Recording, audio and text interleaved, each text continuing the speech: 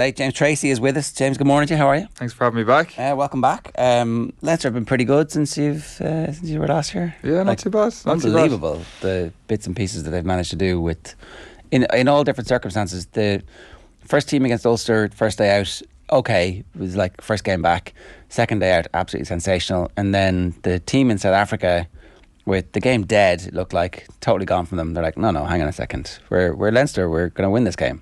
It was remarkable. Yeah, I think a few of the lads, well, probably the majority of the lads would have been on that trip last year, and if you don't remember, the Sharks game came down to the final play as well, and it was I was just injured. That was probably the week before the injury that finished me off, but been part of the week and the prep that went in. It was such a young team, and it was probably the proudest I've been after like a loss. But we were just like, I've never been so close to winning a game. We were picking and going, with inches to go, and that sort of pain, you don't forget that. And I think you learn more from your losses sometimes than you do from wins. And I think that sort of lesson would have been carried into, okay, we've been in this position before. South Africa away, it's very, very tough place to be. Let's just stick to the process. And so like Chris Cosgrove's 50-22, like talking clutch. That wins them the game, but there was loads of little moments along the way that would have helped. But when the clock's nearly done, and it was a long kick, they were within their own half. A lot of people won't have seen this. It's unbelievable. It's unbelievable. It goes to it goes inside the 5 metre line. Yeah, and it's travelling still. It was one of the best 50-22s I've seen. But it purely because of the context and the execution of the skill. But you still got to get over the line from there, and I thought the composure from quite a young team there of just getting the job done and wearing the defence down and eking out a penalty, nicely. It was under the post, thank God. Yeah. Just makes it a bit easier for everyone, but I feel like they would have scored, if they'd gone on a few more phases anyway, which is a great sign of the character of the team. I think maybe 10 years ago, when a second string team would be out, and it would be so clearly a second string team, we never really had this expectation that these players were going to then be expected to step up to Ireland level. But at the moment, the way players are stepping up, and the way Hugo Keenan stepped up, and the way Jimmy O'Brien has stepped up, you're kind of thinking any one of these players could actually end up, not any one of them, but like if you're the best player on that team at the moment and you're putting in those performances, then you're not a million miles away from Ireland selection, because the strength and depth at Leinster is so great that if you're actually getting ahead of the player ahead of you, you're playing at international level. Yeah, and there's a beauty in that, and it's a disaster at the same time, because it's so competitive at club level, and you could be playing pretty well and you don't get picked, and you might be the second best person in the country in your own opinion, but you're nowhere near the Ireland squad because they can't see you play. So that's the downside, and the upside is when you're on the field, you're surrounded by guys that are humming at the minute. A lot of guys like Ringrose is an absolute flying form. He's even poaching balls the other day against Leicester. But I thought like a player that stood out for me who probably hasn't got the Ireland plaudits was Max Deegan in that game. He had a few huge moments. If you remember Chris Cosgrove's yellow card. So he's in an offside position. He goes to intercept the ball anyway. He knocks it on. It was a fair enough yellow card, but the ball goes past him, and the Lions would have scored in the corner. I think Max corner flags from about 4 people on the other side of the ruck. He runs past about 4 of his teammates to hit the ball out of the Lions player's hand as he goes to put it down, and then they end up defending the sequence and exiting, so they don't score. Yeah. They're down a man, but they don't score. That's a huge moment in the game, and those are the little things that make their best players in the world, as well as obviously being exceptional at your role. But it's those little no talent moments that will propel him on when he gets his chance, and I'm delighted to see him doing that for the group and being a leader at such a young age. What's that like in Leinster training, where there's an obvious tier, order of preference? You might have world class players ahead of you in your position. Like, is there a case where in training you're like, there's teachers' pets and favourites, or is it very much not really the case, and that's not something that you feel in training necessarily? I think there's always teachers' pets, but at the same time, like take your pick of pets at the minute. It's just a great group, and I feel very privileged to have been in the building with so many of them, and it's just a great era at the minute. But of course, I think like we'd all be lying if we didn't say in any group of people you always kind of have your favourites, but they're favourites for a reason. They're exceptional professionals, and they show up on the weekend time after time. It's some experience for those young players as well, getting the tour of South Africa and just feel that vibe of going off and having an actual couple of weeks where you have a couple of big teams. Like these South African teams are serious opposition for those young players as well. Yeah, I think it's been a great addition to now the URC. Whoever was behind getting the South African teams, it's been a huge success. And I know from my own experience of going over there, like it's a really, really hard place to win, and that's fairly cliche, but it's a different style of rugby over there. It's so attritional. They're so combative, and they have these absolute freaks of like backs and forwards. Their skills, like you saw some of the tries, it's unbelievable. But it just comes natural to them. It's quite French in how the flair that they have in a way. But they go from this, beating the hell out of you, and then all of a sudden, they get a glimmer of a gap, and then they're gone and they're back. They have these guys who are just like sprinters. Why is the national team? Why does the national team play such boring rugby then? When they have all this incredible, it feels almost like they're repressing that part of their character when they get to, maybe it's only the World Cup and the Lions, and this time around they produce all singing, all dancing rugby. Unfortunately, it was pretty effective for them. It is, but you feel like there must be some way. Like this French team, for example, has given Dupont and Entomac free reign to do what they want to do, while at the same time they have the big beast of the forwards and the giant centres, and they've managed to get that mix of, it seems, flair and power. And with South Africa, I've yet to see the flair. Like they'll have one winger who they will go, okay, you can do this. Everybody else, crash ball. I'm obviously slightly. Yeah, I was about to say, the back three are pretty good. Okay. Yeah. No, I understand what you're saying, but you got to understand as well that that's their chosen style, and they've won the World Cup with that style. Yeah. So it's hard to give up on a system that's been so effective for them, and. How do you stop? Like, you can know what they're going to do, and it's so hard to stop because they just have these superhumans, and then they have the Colbys of the world, and Pimpy, and like, they just wear you down. They play the percentages. They kick the ball really, really effectively, and they play the percentages, and it's worked for them. And it mightn't be the most pleasing game to watch sometimes, but it's so effective. But yeah, I would 10 times out of 10 prefer to watch a French team play than most of the South African games, just because, like as you said, it's a lot of kicking, very attritional. It's not the most pleasing to the eye, but my God, is it effective. Yeah, and then you see bits like that at the weekend and you're like, hang on a second, there's definitely something here that it didn't look like stereotypical South African rugby at all. So with that in mind, when you heard the news that Stuart Lancaster's replacement was going to be Jacques Nienaber, what did you make? What was your... Had you heard any gossip about this? No, I hadn't. So we alluded to the last time, each team has like a phase of like where it's good to have someone come in. I think it's from the outside looking in anyway now, it's probably a really good addition in terms of... My guess would be he'd fit into the defence side of things because he seems to be world class at that. So Andrew Goodman would probably step into doing the full attack, and then you kind of have like a specialist in each of the areas, which I think can only be a good thing, And I have to give testament to Leo and where he's taken this team from, when he, I don't want to say inherited it, but we were not at a good place for a long time, and I think people forget that because we've been dominant for a long time. But the progression and always putting the team first, and I've been humble enough to pick some world class coaches at certain things, and the effect that's had on the school system, the clubs and how they're playing.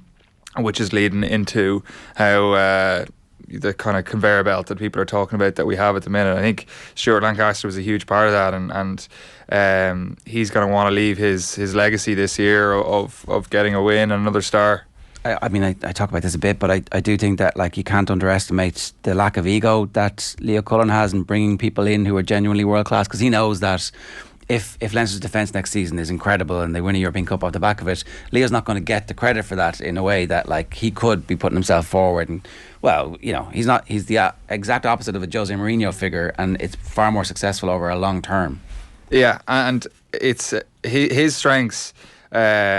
He's created a role now where he plays to his strengths, and he enables whoever he brings in to be the best at what they're very good at. And I think that's the environment, like, anyone would want to work in. It's like, what are you good at?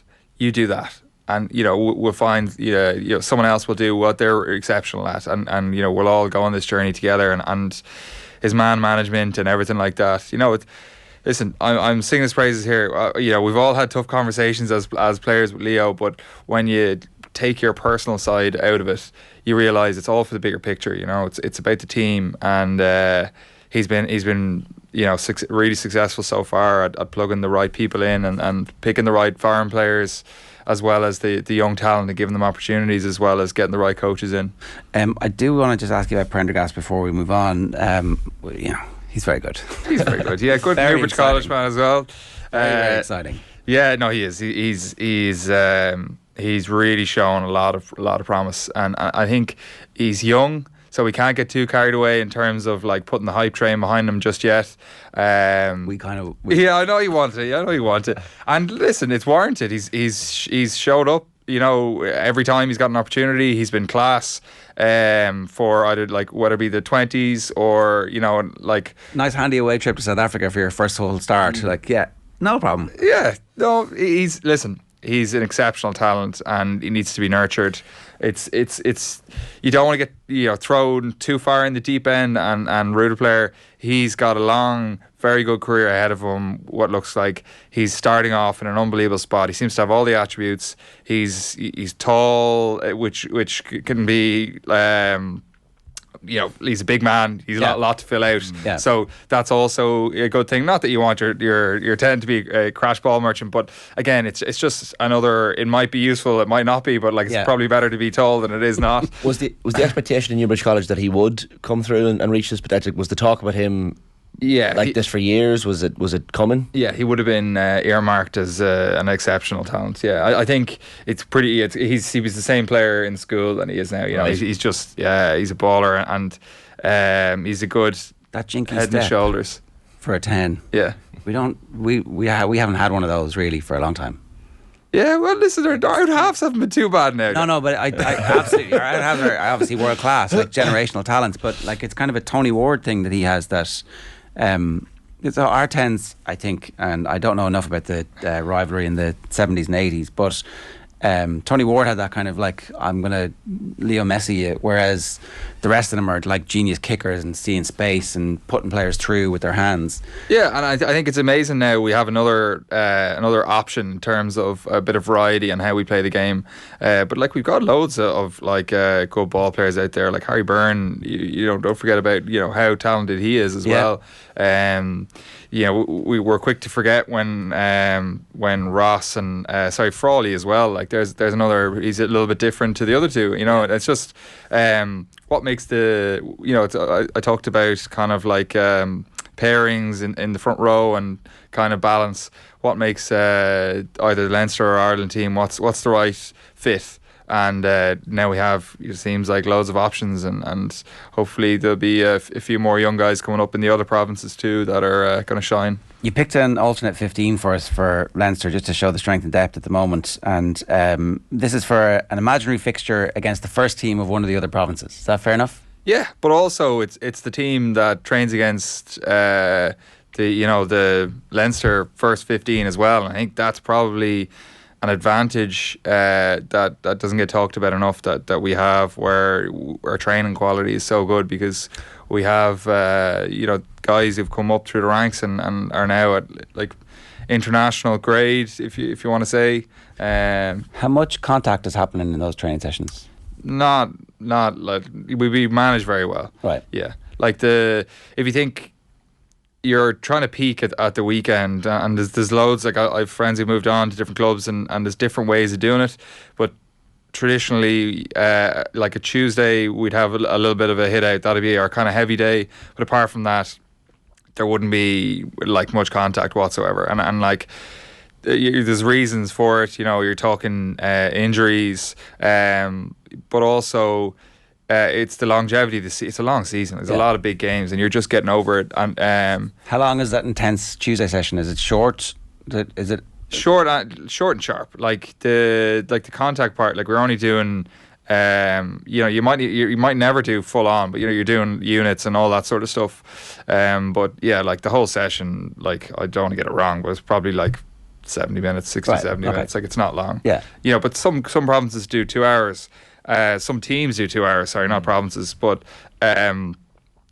that's a different way of doing it. Like there's loads of different ways of training, but we've always kind of been short and sharp. Now I say I'm not 100% if it is. Charlie Higgins would probably have my head for calling it out, but I've no idea. But it's definitely not long. Okay. It's short and intense. Okay.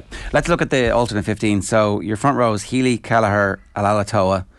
Your second row is Baird and Jenkins. Yeah. And then your back row is Ruddock, Connors and Deegan. And Scott Penny's looking at this going, what do I have to do? Yeah, and like again, I was kind of him and hawing of who do you pick there? But I think Connors has been injured for a while, and he's a very good player. But like Penny's got an unbelievably bright future ahead of him. All he needs is a bit of a break. Yeah. I think he's improved. He's an unbelievable man for a try. It's just some people like can sniff them out. He seems to be one of them.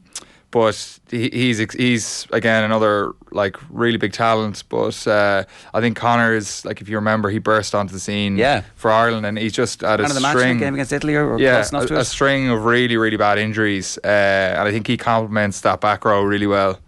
Ruddock and Max would be really good line out options. You have kind of like a big lock in Jenkins. Baird, we've seen how dynamic and everything he is. Love the balance of that front row. And then very experienced in Healy and Alalatoa. Yeah. Is there much depth coming up behind them in terms of props? Yeah. Like, well, like Ed Byrne, is an exceptional. He'd be a starter week in, week out if he was in a different team or province. He's been very unlucky. Yvak Abeladze, who scored the other day. Very dynamic off the base. But also very good scrummager. He's from Georgia, which is, I don't know, a blanket statement the wall, but like typically very good scrummagers, and they are. There's big men and love scrummaging. He's really gotten very good on his technical side of things recently as well. You've Tom Clarkson coming up in a tight end prop as well. Mikey Milne at loose head. Like there's a few guys who are putting their hand up there.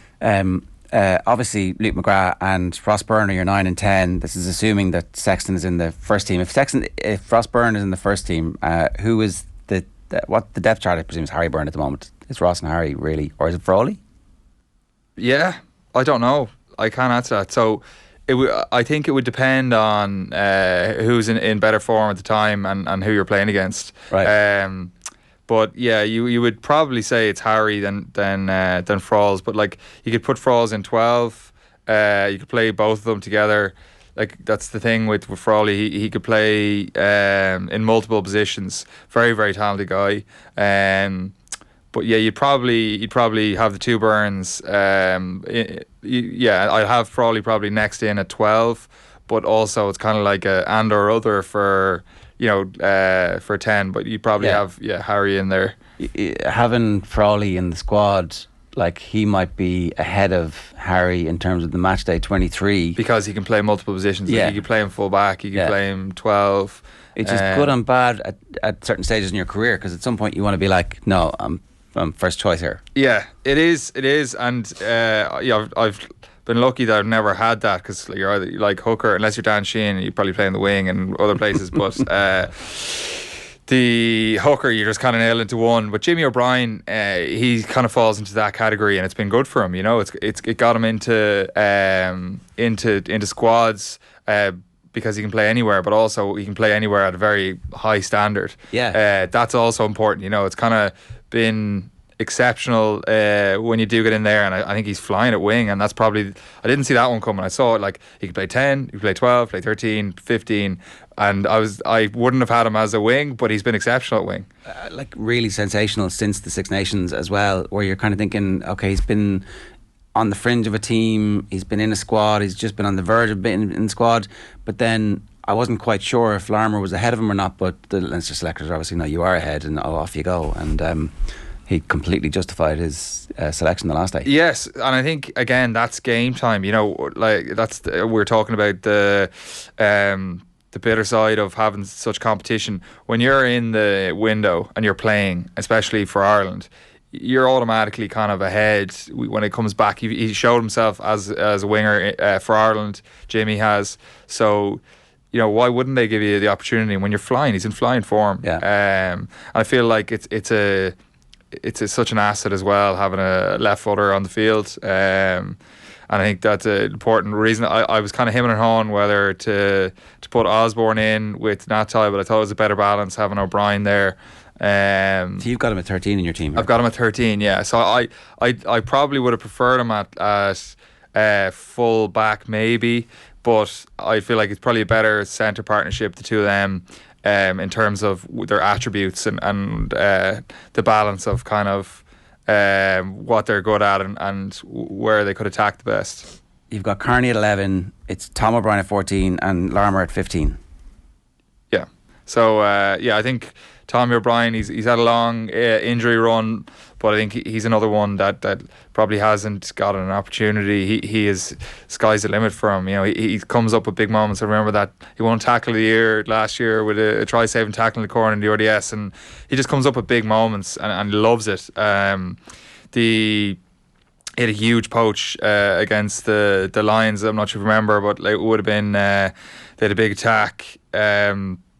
Made a line break through a bit of poor defence, and he comes up with a poach that, again, was kind of like a turning point in the game. And you talk about, like, momentum swings in that Leicester game.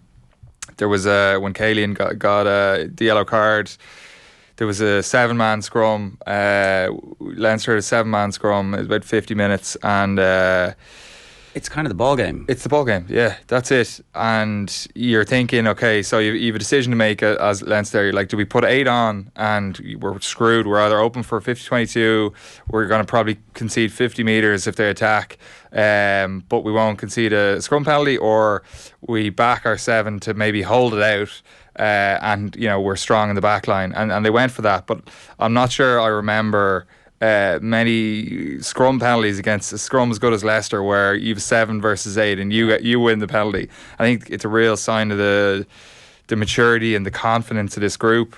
And like, I remember last I was talking about, you know, what do I miss about it? Those sorts of moments of, like, your back's against the wall, huge scrum. You understand, like, when you're in that, the context of if they get a penalty here, it's 17-10. We're defending versus we're kicking for goal, and it's 20 points to 10, and all of a sudden the game is swung massively in our favour. Am I right in thinking that's the one that Furlong comes up and has his totally purple? yeah. I think they were all giving it the big one. But as you said, like, those moments, they're some of my favourite. Scrum penalties and turnover penalties. You can't. If you could bottle that up and sell it. How does that team that you've picked fare against the Irish provinces? The Irish provinces at full strength. I think it would be very competitive. I genuinely think it would have a very good chance of winning the URC. It's ridiculously strong. Yeah, when you look at it, like, yeah, and I'd like to, you know, you'd nearly like to see it in a test environment to see how it would get on.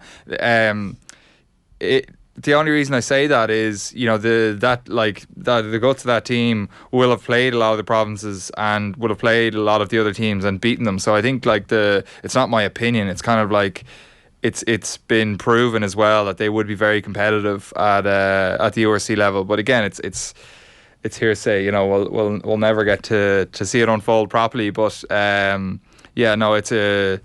it's a very strong position for them to be in. Do you feel like the gap between Leinster and the rest is narrowing, or is it getting bigger?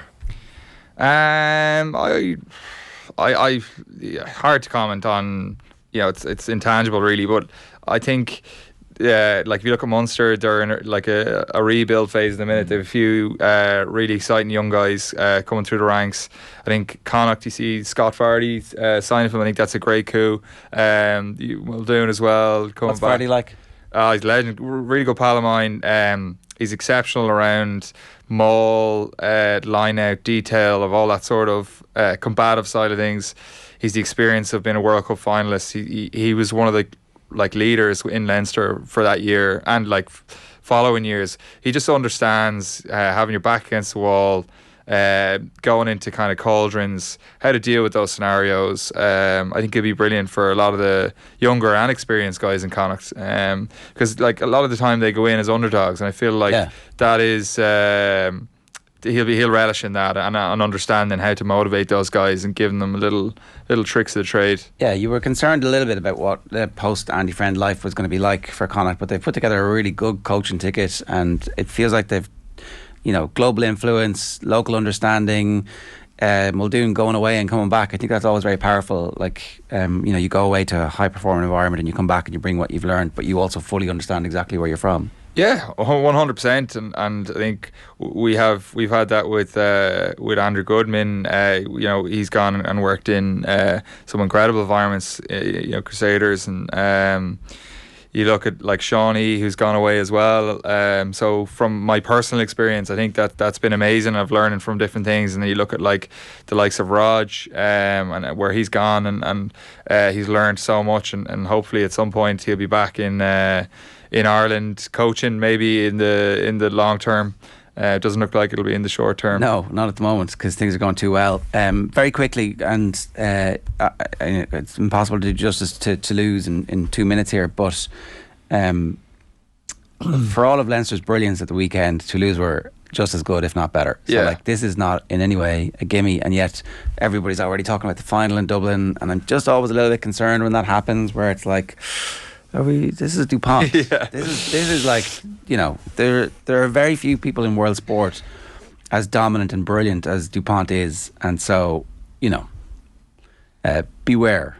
Yeah, and he's like been nominated as World Player of the Year and won World Player of the Year, and like for good reason. Like, he is almost unplayable when he's in top form.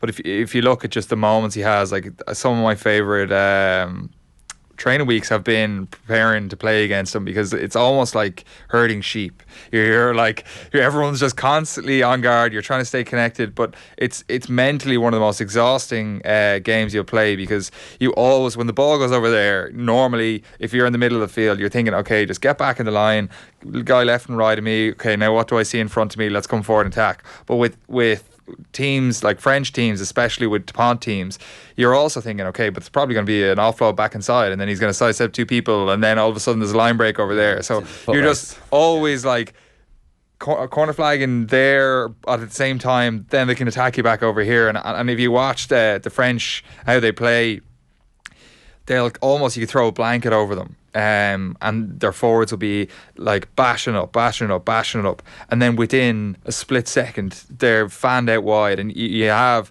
like some amazing talent and flair, but at the same time within the close there's little offloads, and there's the intricacies of how they do it. Also, they have an exceptional maul, and I think that's another area where Leinster need to be wary, is they're really good at building the back corner of the maul. So if you're watching, you'll see they'll be very strategic about putting like their tight head prop and one of the big guy on the kind of open side of the maul at the back, and they're very good at kind of either pivoting around him or building the maul through him and getting it forward. And I think that's something we'll need to be able to stop, as well as the flair and staying alert for DuPont, Entomac, Ramos. Like, we'll come back to the full preview of that, but certainly it's time for us to begin the build-up and start getting excited about it, because it is like two of the most exciting teams in the world playing against each other in hopefully a full house. Yeah, and I think one of the most exciting fixtures this year on the international stage was the French-Irish game. Oh yeah. Let's hope we have like a repeat of that, where you've just a big slugfest of like two really good teams that want to play really exciting rugby. Yeah, absolutely sensational. Like, when you think about it, it was the two best teams in the world playing against each other, and the hype